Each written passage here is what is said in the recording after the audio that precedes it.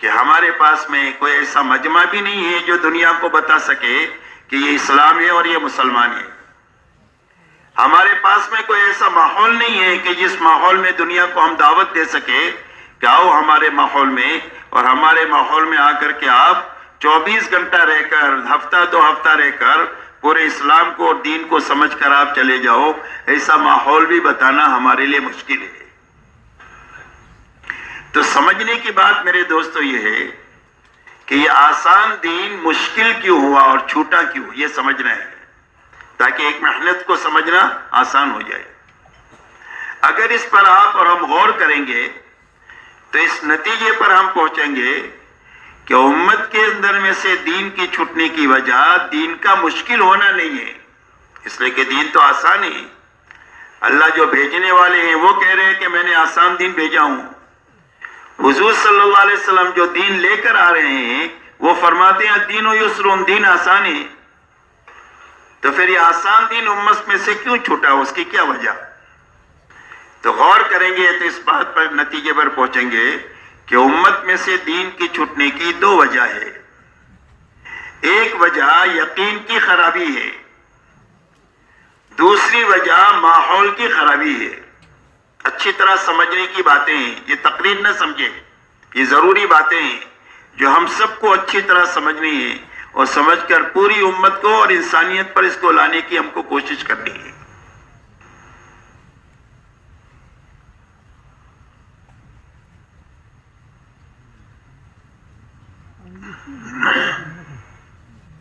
اس لیے کہ آدمی اپنے دین پر جو چلے گا اور دین جو آسان ہوگا وہ معلومات کی وجہ سے نہیں ہوگا اور وسائل کی وجہ سے دین آسان نہیں ہوگا.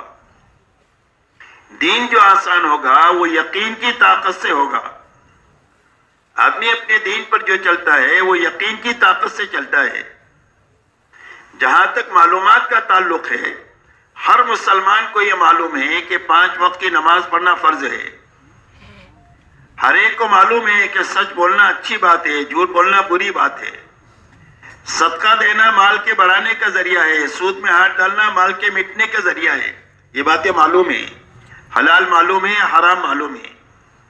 ایسا ہی دین پر چلنے کے وسائل بھی ہے. ہر جگہ مسجد بھی ہے، مدرسہ بھی ہے، علماء بھی ہے، مفتیان کرام بھی ہے، ہر زبان میں دینی کتابیں بھی ہے. لیکن اس کے باوجود دین کا یہ حال ہے جو میں نے آپ کے سامنے بیان کیا. تو اس کی کیا وجہ ہے؟ اس کی وجہ صرف یہ ہے کہ دین معلوم بھی ہے، وسائل بھی ہے، لیکن اندر میں دین پر چلنے کی جو طاقت چاہیے اس طاقت کی کمی ہے. اور وہ طاقت آدمی کے اندر میں جو پیدا ہوتی ہے وہ 2 لائن کے یقین سے پیدا ہوتی ہے. ایک یقین تو اللہ کی ذات اور صفات کا، کہ آدمی کے دل کا یقین یہ بنے کہ اللہ اپنی ذات پہ بھی بڑھے اور صفات پہ بھی بڑھے. اللہ کتنے بڑے کہ دنیا کے جتنے سمندر ہیں وہ ساری روشنائی بنا دی جائے اور دنیا کے سارے درختوں کے قلم بنا دیے جائے اور سارے اولین اور آخرین، انس اور جن اور سارے فرشتے اللہ کی بڑائی کو لکھنا شروع کریں تو ساری روشنائی ختم ہو جائے گی، سارے قلم پورے ہو جائیں گے. اللہ اکبر، اللہ اس سے بھی بڑے. اور اللہ اپنی صفات میں بھی بڑے. اللہ پیدا کرنے والے بڑے، اللہ مارنے والے بڑے، اللہ حفاظت کرنے والے بڑے، اللہ پالنے والے بڑے، اللہ معاف کرنے والے بڑے، اللہ پکڑنے والے بڑے. اللہ کے ہر صفت بڑی. اس لیے سب سے پہلے ہر ایمان والے کا دل کا یقین یہ بنے کہ اللہ اپنی ذات میں بھی بڑھے، اپنی صفات میں بھی بڑھے. دوسرا یقین یہ بنے کہ اللہ نے جو وعدے کیے ہیں دین پر چلنے کے اور دین کے چھوڑنے پر اللہ کی طرف سے جو وعدے ہیں وہ حق ہے، وہ یقینی ہے. آسمان اپنی جگہ سے ہل سکتا ہے لیکن اللہ کا وعدہ خلاف نہیں ہو سکتا ہے، اور اللہ کی وعدے ہیں وہ وعدے جھوٹی نہیں ہو سکتی.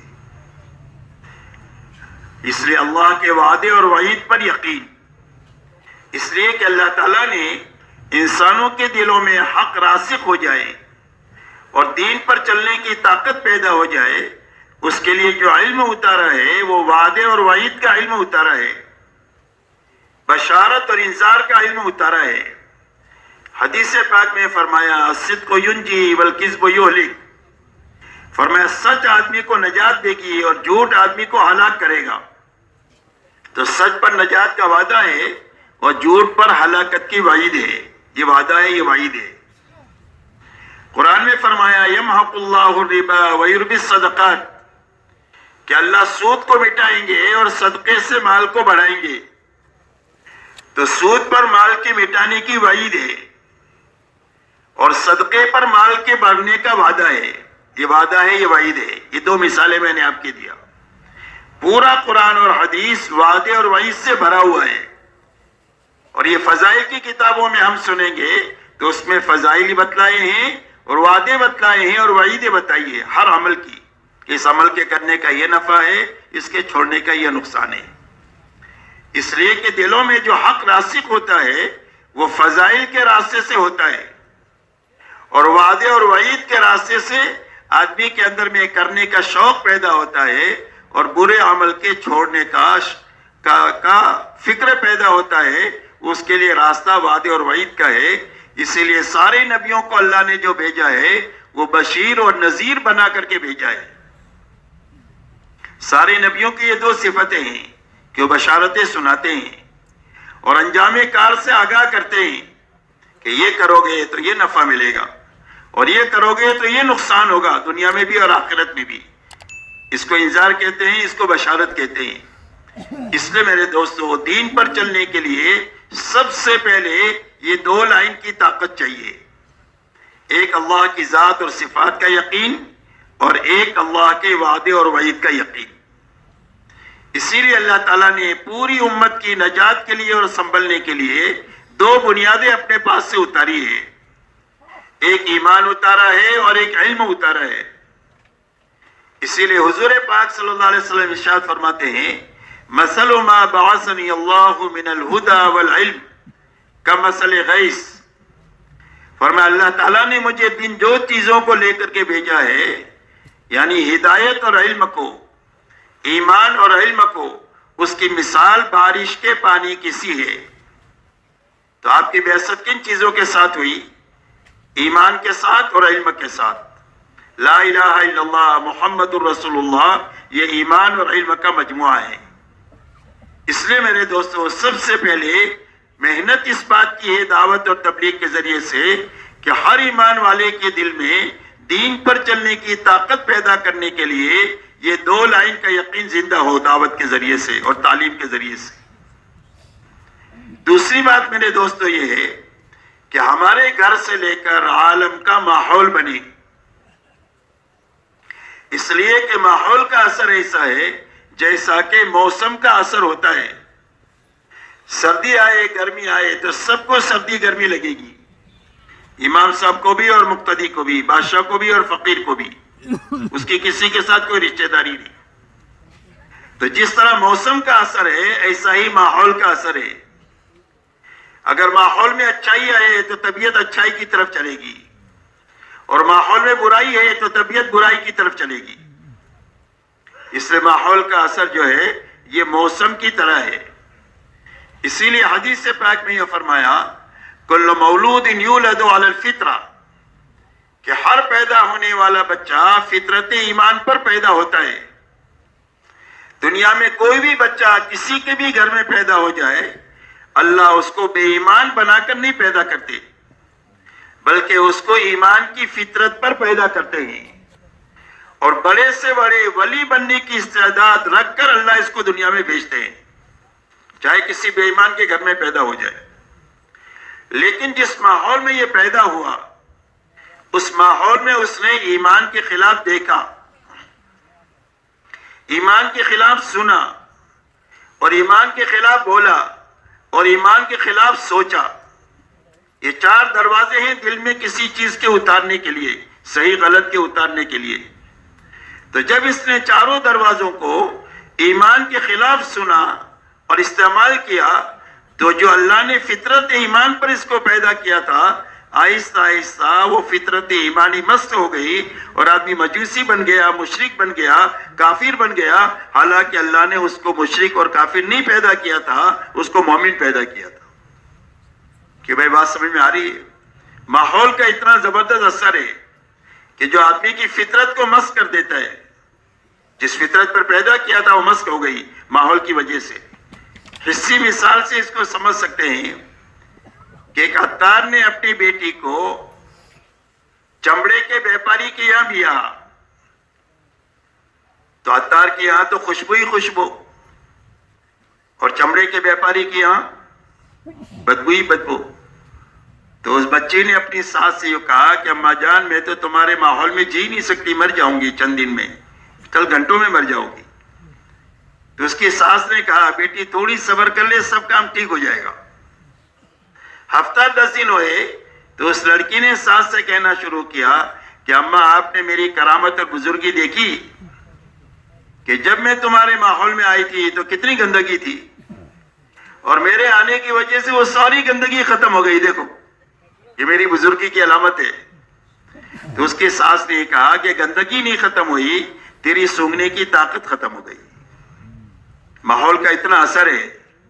اس لیے میرے دوستو دوسری بات ہم یہ چاہتے ہیں کہ دین ہمارے لیے آسان ہو جائے، ہماری عورتوں کے لیے، ہمارے بچوں کے لیے اور ہماری نسلوں کے لیے، تو 2 چیز بنانی پڑے گی۔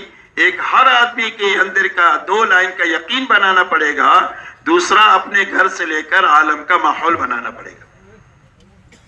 اس لیے کہ پورا عالم ابھی ایک محلے جیسا ہو گیا ہے، پورا عالم ایک محلہ جیسا۔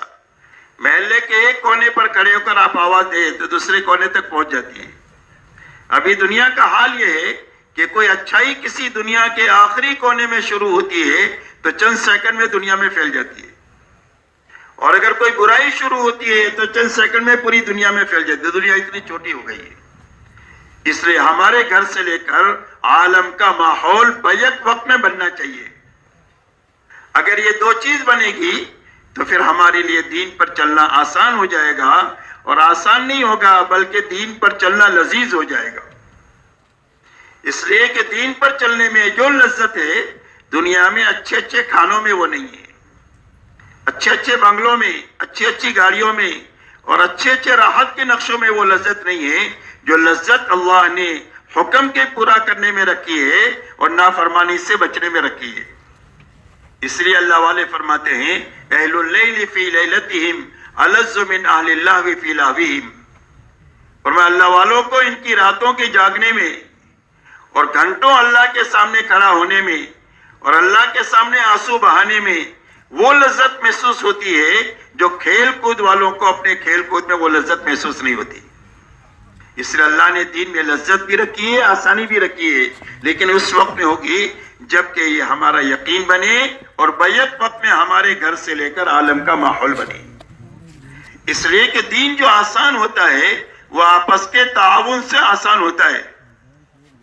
دین جو چلے گا وہ آپس کے تعاون سے آسان ہوگا، اور سب سے پہلے تعاون آدمی کو جو ملنا چاہیے وہ اپنے گھر میں ملنا چاہیے، اور گھر جو بنتا ہے وہ 3 افراد سے بنتا ہے، مرد سے، عورت سے اور بچے بچی سے بنتا ہے۔ اسی لیے ہم کو حکم دیا گیا ہے کہ ملت ابراہیمی کا اتباع کریں۔ ثم اوحینا الیک ان اتبع ملت ابراہیم حنیفا، کہ اللہ تعالیٰ ارشاد فرماتے ہیں کہ ہمارے نبی جی ہم نے آپ کے پاس وحی بھیجی ہے کہ آپ ملت ابراہیمی کے پیچھے پیچھے چلیں۔ تو ملت ابراہیمی میں کیا ہے؟ فرمایا ملت ابراہیمی میں ابراہیم ہے، اسماعیل ہے اور ہاجر ہے علیہ الصلوۃ والسلام۔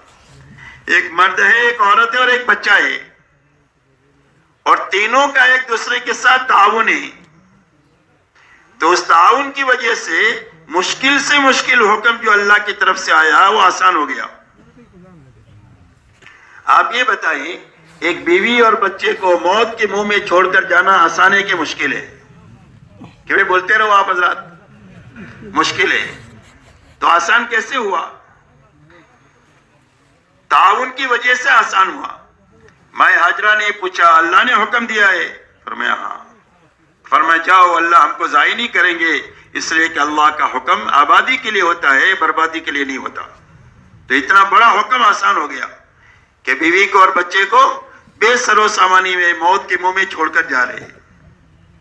حضرت ابراہیم علیہ السلام کو حکم ہوا کہ اپنے بیٹے اسماعیل کی قربانی دے، کہ بھائی بیٹے کو قربان کرنا آسان ہے کہ مشکل ہے؟ تو مشکل کام آسان کیسے ہوا؟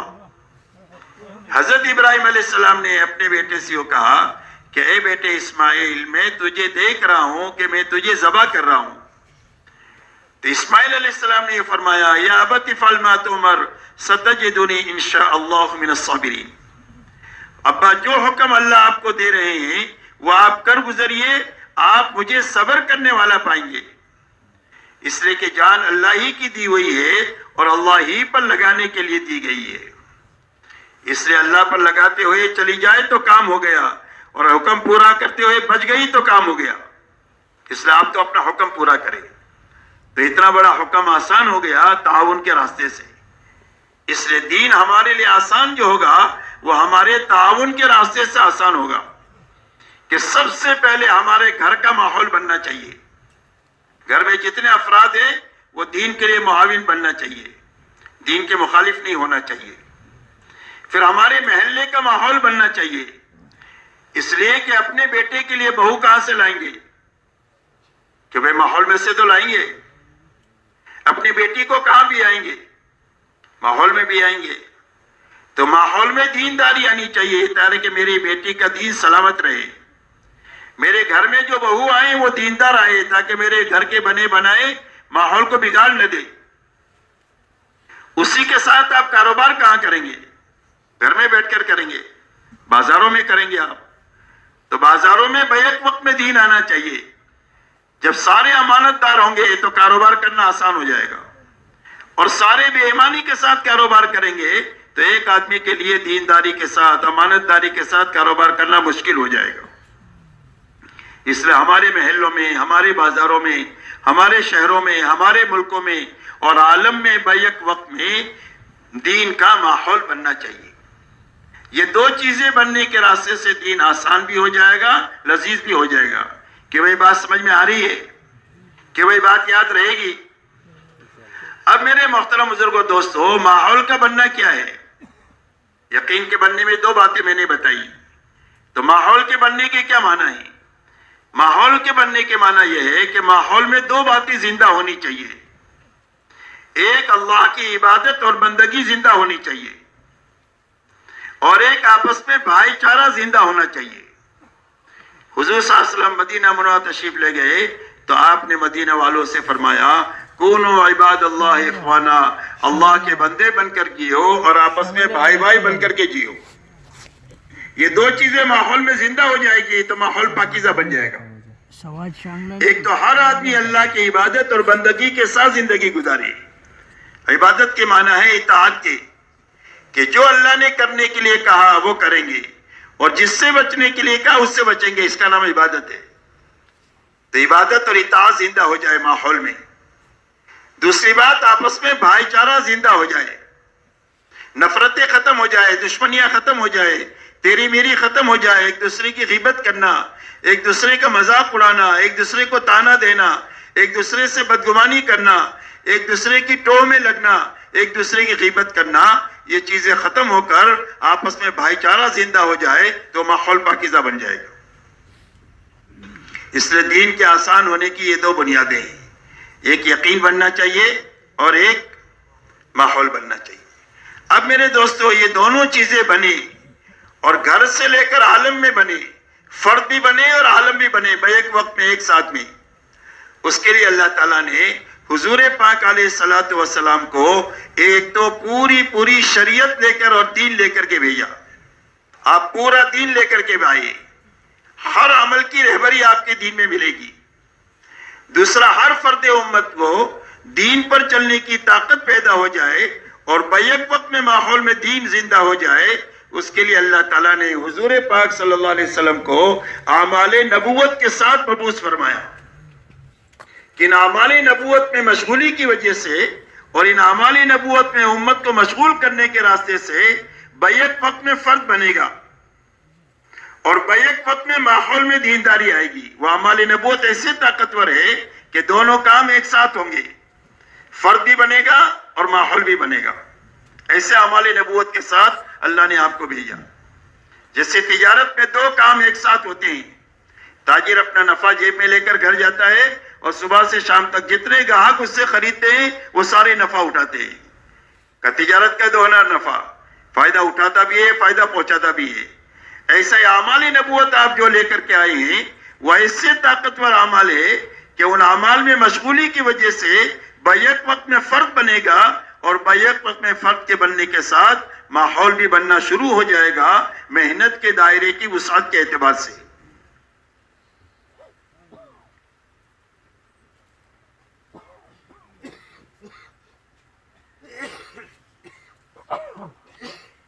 ان اعمال نبوت میں سب سے پہلا عمل جو ہے وہ دعوت اللہ ہے.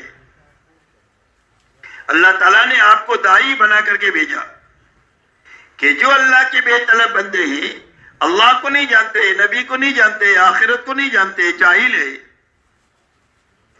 ان میں جا کر کے آپ ان کو اللہ کا تعارف کرائیں.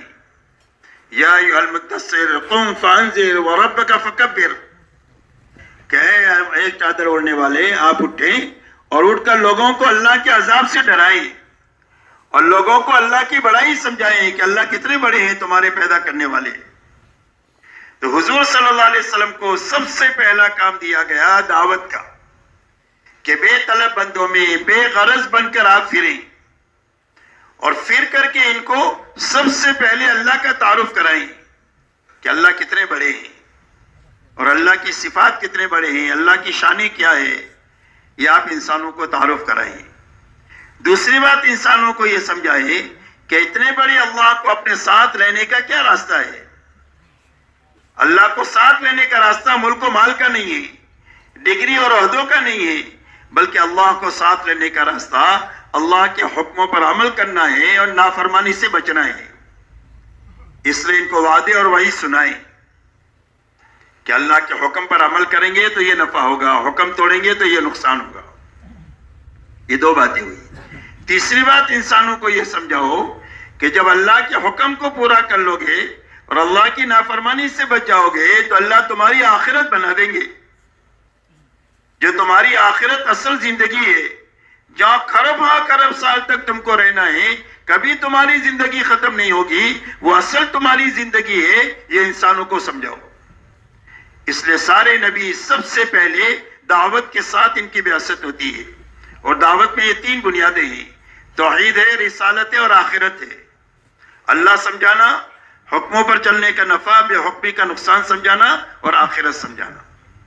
یہ پہلی بنیاد ہے دعوت کی. دوسرا، آپ کو اللہ تعالیٰ نے تعلیم کے ساتھ میں بھیجا. آپ فرماتے ہیں بعثت معلما، اللہ نے مجھے معلم بنا کر کے بھیجا ہے. تو دعوت کے راستے سے آدمی میں طلب پیدا ہوگی. اب اس کو دینے کا راستہ تعلیم کا ہے کہ اس کو تعلیم کے حلقوں میں بٹھا کر کے اللہ کے حکموں سے زندگی بننے کا یقین پیدا کرنے کے لیے اتنا سناؤ کہ یقین بن جائے کہ زندگی ملک و مال سے نہیں بنے گی، حکم پر عمل کرنے سے بنے گی. اور حکم توڑنے کے راستے سے زندگی اجڑے گی، یقین بن جائے. اس کے لیے دوسرا عمل آپ کو دیا گیا، وہ تعلیم دی گئی کہ آپ کو اللہ نے داعی اور معلم بنا کر کے دنیا میں بھیجا. تیسرا، آپ کو حکم دیا گیا اللہ کے سامنے کھڑا ہونے کا. یا ایھا المزمل قم اللیل الا قلیلا، اے چادر اوڑھنے والے، رات کو آپ ہمارے سامنے کھڑے رہیں، آدھی رات، کچھ زیادہ کچھ کم، ہمارے سامنے کھڑے رہیں، ہماری عبادت میں لگے اور ہماری رحمت کو اللہ کے بندوں کی طرف متوجہ کرانے میں لگے. تو حضور صلی اللہ علیہ وسلم کو تیسرا عمل جو دیا گیا وہ ذکر اور عبادت کا دیا گیا کہ اللہ کا ذکر اتنا کرے کہ اللہ تعالیٰ کو پسند آ جائے اور اطاعت زندہ ہو جائے اپنے میں اور امت میں. اور عبادت کی اتنی کثرت کرے کہ آپ کے پیروں پر ورم آ جائے. اتنی عبادت کی کثرت آپ نے کی. تو ذکر اور عبادت، اور ذکر کہتے ہیں عمل کو، کہ جو آپ نے سنا ہے اس پر عمل کیا تو ذکر ہو گیا. فرمایا کل مطیع ذاکر، فرمایا جو اطاعت کرنے والا ہے وہ ذاکر ہے. جو سنا ہے آپ نے تعلیم کے حلقے میں اس پر عمل کرنا ذکر ہے. ایک آدمی راستہ چل رہا ہے اور آنکھیں اپنی نیچی کر کے چل رہا ہے تو ذاکر ہے. ایک آدمی کے ہاتھ میں تسبیح ہے اور حرام دیکھ رہا ہے تو یہ غافل ہے. تو ذکر کی حقیقت کیا ہے؟ اطاعت ہے. تو آپ کو اللہ تعالیٰ نے ذکر اور عبادت کے ساتھ بھیجا اور آپ کو اللہ نے اخلاق کے ساتھ بھیجا. آپ فرماتے ہیں بعثت لأتمم مکارم الاخلاق، کہ اللہ نے میری بعثت اس لیے کی ہے کہ میں انسانوں کو یہ سمجھاؤں کہ اخلاق کی بلندی کس کو کہتے ہیں. اس لیے کہ پوری دنیا اغراض سے بھری ہوئی تھی، اخلاق کا کہیں نام و نشانی نہیں تھا. تو آپ نے اخلاق کی بلندی انسانوں کو سمجھائی کہ ظالموں کے ساتھ کیا سلوک کیا جاتا ہے، مارنے والوں کے ساتھ کیا سلوک کیا جاتا ہے، برا بھلا کہنے والوں کے ساتھ کیا سلوک کیا جاتا ہے. حضور صلی اللہ علیہ وسلم نے اخلاق کی وہ بلندی عطا فرمائی کہ اللہ نے قرآن میں آپ کے بارے میں فرمایا انک لعلی خلق عظیم، آپ کو تو ہم نے بہت بڑے اخلاق کے ساتھ دنیا میں بھیجا ہے. اس لیے آپ کو اللہ تعالیٰ نے دعوت ہے، تعلیم ہے، ذکر اور عبادت اور اخلاق اس کے ساتھ بھیجا. آپ ان اعمال میں لگتے ہوئے آپ نے امت کے ہر فرد کو ان اعمال نبوت میں لگایا. حضور صلی اللہ علیہ وسلم کے زمانے میں ہر ایمان والے میں 3 چیزیں ایک ساتھ پائی جاتی تھی: دعوت، علم اور ذکر. دعوت، علم اور عمل. کس کے ساتھ؟ کچھ لینے کے ساتھ نہیں، لگانے کے ساتھ. خدمت کرتے ہوئے، اخلاق کے ساتھ لوگوں کو لگاتے ہوئے ان اعمال میں لگیں گے. اور ان اعمال میں پوری امت کو لگایا گیا اور اس کے لگنے اور لگانے کے لیے 2 میدان تجویز کیے امت کے لیے. ایک میدان نقل و حرکت کا، ایک میدان مقامی محنت کا. ایک ہجرت سے مشابہ ہے، ایک نصرت سے مشابہ ہے. اور آپ نے 2 ہی جماعت بنائی، تیسری کوئی جماعت نہیں ہے. یا تو مہاجرین ہے یا انصار ہے. اور قیامت تک اللہ کی رضا مہاجرین اور انصار کے ساتھ ہے اور ان کے پیچھے پیچھے چلنے والوں کے ساتھ ہے. والسابقون الاولون من المہاجرین والانصار والذین اتبعوهم باحسان رضی اللہ عنہ ورضوا عنہ. فرمایا سابقین اولین مہاجر اور انصار میں کے، اور جو ان کے پیچھے پیچھے اخلاص کے ساتھ میں چلا، فرمایا اللہ ان سے بھی راضی ہو گیا اور پیچھے چلنے والوں سے بھی اللہ راضی ہو گیا. اس لیے آپ نے ان اعمال میں پوری امت کے لگانے کے لیے اور لگانے کے لیے 2 میدان تجویز فرمائے. ایک نقل و حرکت کا کہ امت پھرے دنیا میں اور اپنی جان اور مال کو لے کر پھرے. کیا کرتی ہوئی پھرے؟ صرف پھرنا پھرنے کے لیے نہیں ہے، بلکہ پھرنا دعوت کے ساتھ پھرنا، لوگوں کو اللہ کی طرف بلاتے ہوئے پھرنا، اللہ کے تعارف کراتے ہوئے پھرنا، دین کو سیکھتے ہوئے پھرنا اور دین کو سکھاتے ہوئے پھرنا، اپنے دین پر عمل کرتے ہوئے پھرنا اور اپنی جان مال سے اللہ کی مخلوق کو راحت پہنچاتے ہوئے پھرنا. تو ایک میدان تجویز کیا نقل و حرکت کا کہ امت نقل و حرکت کرے. مکی میں زندگی میں انفرادی نقل و حرکت ہے، مدری زندگی میں اجتماعی نقل و حرکت ہے. مکی زندگی میں انفرادی نقل و حرکت ہے اور مدری زندگی میں اجتماعی نقل و حرکت ہے.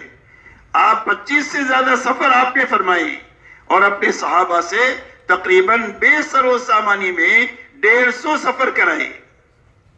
صحابہ کا حال یہ ہے کہ پوری سب بھوک کی وجہ سے گر جا رہی ہے.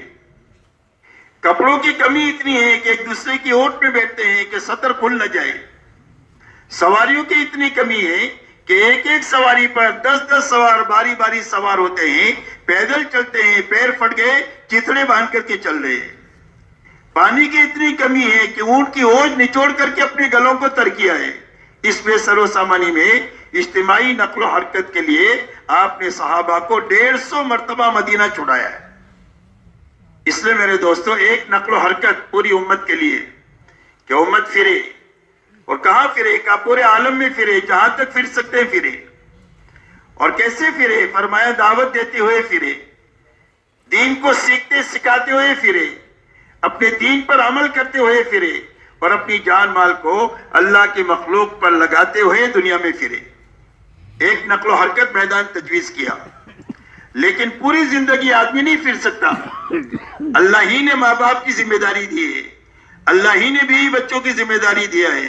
تو اس کے لیے آپ کو کمانا بھی پڑے گا، لگنا بھی پڑے گا، خرچ کرنا بھی پڑے گا اور کمانا بھی پڑے گا اور اس کو پورا کرنے کے لیے وقت بھی دینا پڑے گا.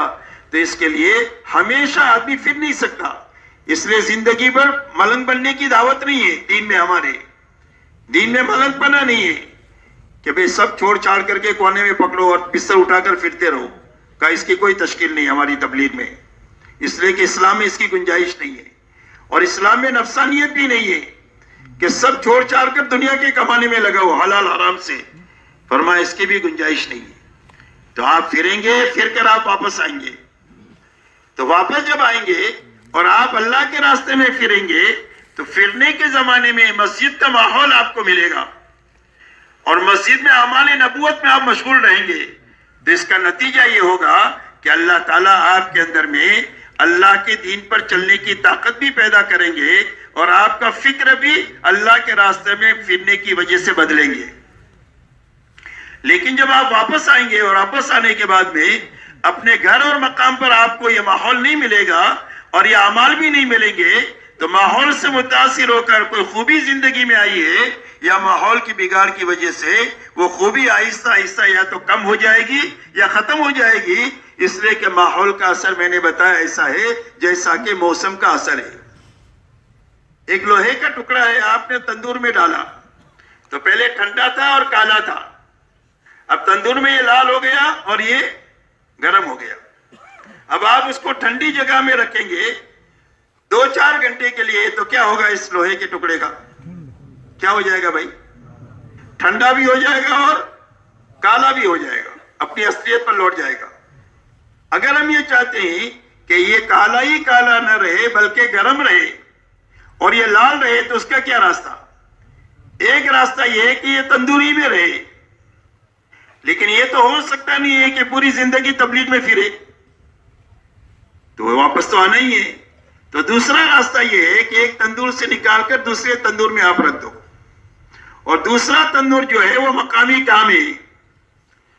جب مقامی کام میں آدمی اپنے آپ کو لگا دے گا واپس آنے کے بعد میں اور ماحول کے بنانے کی محنت میں لگ جائے گا اور اعمال کو زندہ کرنے کی محنت میں لگ جائے گا, تو یہ ٹھنڈا بھی نہیں ہوگا اور یہ کالا بھی نہیں ہوگا, بلکہ جو ترقی نکلنے کے زمانے میں ہوتی تھی وہی ترقی اس کو مقام پر ہوتی رہے گی, بلکہ زیادہ ہوگی اس کی ترقی.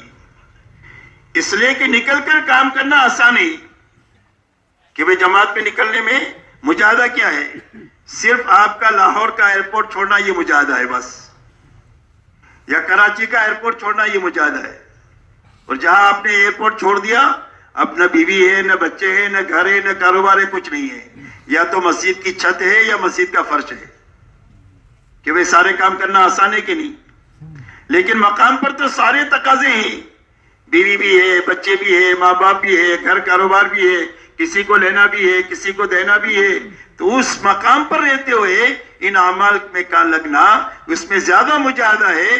جب آپ اس مجاہدے کے ساتھ ان اعمال میں لگیں گے تو جو ترقی اللہ کے راستے میں ہو رہی تھی اس سے زیادہ ترقی آپ کی مقام پر بھی ہوگی, اس لیے کہ ترقی مجاہدے کی بقدر ہوتی ہے. کہ بات سمجھ میں آ رہی ہے میں کیا کہنا سمجھانا چاہ رہا ہوں؟ کہ بھائی سمجھ رہا ہے پورا مجمع؟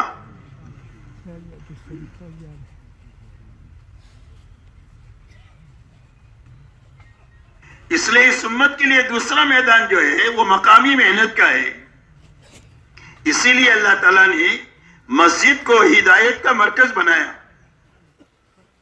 قرآن پاک میں فرمایا ان اول بیت وضع للناس للذی ببکۃ مبارکا وہدی للعالمین. فرمایا سب سے پہلا گھر جو انسانوں کے لیے بنایا گیا وہ مکے میں بنایا گیا. اس گھر کی شان کیا ہے؟ فرمایا وہ برکت والا ہے اور ہدایت کا مرکز ہے. بیت اللہ پر ہدایت اترتی ہے اور بیت اللہ کے راستے سے دنیا کی ساری مساجد پر جاتی ہے, اور سارے مساجد میں اعمال مسجد قائم کرنے کی وجہ سے مسجد میں آنے والوں کو ملتی ہے. اور جب ان اعمال نبوت کے ساتھ اپنے محلوں اور اپنے گھروں تک ہم جاتے ہیں تو ان اعمال مسجد کے راستے سے ہمارے گھروں اور ہمارے محلوں میں ہدایت جاتی ہے. جیسے گھروں کا تعلق پانی کی ٹانکی سے ہو گیا تو ہر گھر میں پانی پہنچ گیا, گھروں کا تعلق پاور ہاؤس سے ہو گیا تو ہر گھر میں لائٹ پہنچ گئی. جب گھروں کا تعلق اعمال مسجد سے ہو جائے گا تو ان اعمال مسجد کے راستے سے ہر گھر میں ہدایت پہنچ جائے گی. اسی لیے حضور پاک صلی اللہ علیہ وسلم نے پوری امت کو ان اعمال نبوت میں لگایا، اور ان اعمال نبوت میں لگانے کے لیے امت کے لیے 2 میدان تجویز کیے، ایک نقل و حرکت کا اور ایک مقامی محنت کا کیا کریں؟ ایک تو پھریں، اور جب پھر کر واپس آ جائے تو یہی اعمال اپنی مسجدوں میں قائم کریں، اور ان اعمال مسجدوں میں خود بھی لگے جتنا لگنے کی ضرورت ہے، اور یہ آنے والوں کو بھی لگائیں، اور ان اعمال مسجد کو اپنے گھروں میں بھی لے کر کے جائیں، تاکہ اس کے راستے سے ہماری زندگی صحابہ کی زندگی سے میل کھا جائے، ہمارے گھر صحابہ کے گھروں سے میل کھا جائے، ہمارے محلے صحابہ کے اور مدینہ کے محلے جیسے بن جائے، اور ہماری مسجد نبی کا نمونہ بن جائے۔ اس کا راستہ اعمال نبوت میں لگنا ہے، اور لگتے ہوئے کبھی پھرنا ہے اور کبھی مقامی کام کرنا ہے۔ اس لیے میرے دوستو پورا مجمع طے کرو کہ انشاءاللہ ہمیں ان 2 محنتوں میں سے کسی نہ کسی محنت میں ہر حال میں رہنا ہے۔ کیوں بھائی رہنا ہے؟ کس کو رہنا ہے؟ مولانا الیاس صاحب رحمۃ اللہ علیہ فرماتے تھے کہ ایک آدمی نقل و حرکت میں بھی نہیں ہے اور ایک آدمی مقامی محنت میں بھی نہیں ہے تو کیسا مسلمان ہے؟ ایک آدمی نقل و حرکت میں بھی نہیں ہے اور ایک آدمی مقامی محنت میں بھی نہیں ہے تو یہ کیسا مسلمان ہے؟ اس لیے کہ مسلمان کے یہی 2 کام ہیں کہ یا تو فارغ ہو کر اللہ کے دین کے کام کے لیے پھر رہا ہوگا، یا مقام پر اپنے گھر کاروبار کی دیکھ بھال کے ساتھ میں مقام پر اللہ کے دین کا کام کر رہا ہوگا، اس کے علاوہ تیسرا کوئی کام نہیں۔ اس لیے میرے دوستو حضور پاک صلی اللہ علیہ وسلم نے اس بنیاد پر امت کو اٹھایا۔ جب ان اعمال میں لگنے کا حق ادا ہو گیا اور نقل و حرکت اور مقامی محنت جس انداز میں ہونی چاہیے ہو گئی، تو اللہ نے اس کے اندر میں وہ طاقت رکھی ہے کہ جس کے نتیجے میں مجمع بھی تیار ہو گیا اور ماحول بھی تیار ہو گیا۔ کیا ہو گیا تیار؟ مجمع بھی تیار ہو گیا اور ماحول بھی تیار ہو گیا، جس کے نتیجے میں 100% ایمان والوں کے لیے دین پر چلنا آسان نہیں ہوا بلکہ لذیذ ہو گیا۔ کہ ایک معذور کہہ رہا ہے کہ اللہ کے راستے میں جاؤں گا، ایک بچہ اپنے آپ کو پیش کر رہا ہے کہ میں اللہ کے راستے میں جاؤں گا، عورت اپنے آپ کو پیش کر رہی ہے کہ ہم بھی خدمت کریں گے، کچھ نہ کچھ پانی پلانے کی، مریضوں کو جو ہے سنبھالنے کی، مرہم پٹی کرنے کی۔ پوری امت کے لیے دین بھی آسان ہو گیا اور دین کی محنت بھی آسان ہو گئی، اس لیے کہ اللہ تعالیٰ نے ان اعمال نبوت میں اور اس 2 لائن کی محنتوں میں وہ طاقت رکھی ہے کہ صدیوں میں جو نقصان ہوا ہے اس کی تلافی سالوں میں ہو جائے گی۔ اسی لیے آپ اندازہ لگائیں، حضرت عیسیٰ علیہ السلام اور حضور صلی اللہ علیہ وسلم کے بیچ میں 650 سال کا زمانہ ہے، جس میں کوئی نبی نہیں آئے، انسانوں میں جہالت آخری درجے کی اور گمراہی آخری درجے کی، اور یہ ساری گمراہی اور جہالت صرف 23 سال میں ختم ہو گئی، اور ایک مجمع تیار ہو گیا، جس مجمع میں مرد بھی ہے، عورتیں بھی ہے، جوان بھی ہے، بوڑھے بھی ہے، بچے بھی ہے، معذور بھی ہے، مالدار بھی ہے، غریب بھی ہے۔ غرض ہے کہ ایک سوسائٹی جن لوگوں سے تیار ہوتی ہے وہ پورا ماحول دینداری کا بن گیا اور پورا مجمع دینداروں کا بن گیا۔ اس کے لیے ان کی دعوت ہے اسلموا تسلموا، کا اسلام لاؤ سلامتی ملے گی۔ کا کون سا اسلام؟ فرمایا ہمارے جیسے ہو جاؤ۔ اتنا بڑا کام ہو گیا صرف 23 سال میں۔ دوسرا کام میرے دوستو یہ ہوا کہ ماحول تیار ہو گیا پورے حجاز کا، خصوصیت کے ساتھ مدینہ منورہ کا، کہ جس ماحول میں 100% ایمان والے، ان کے دلوں میں اللہ رسول کی محبت سب سے زیادہ تھی۔ تلاش کرنے سے آپ کو کوئی بے نمازی نہیں ملے گا، ہر آدمی اپنے دین سے باخبر تھا۔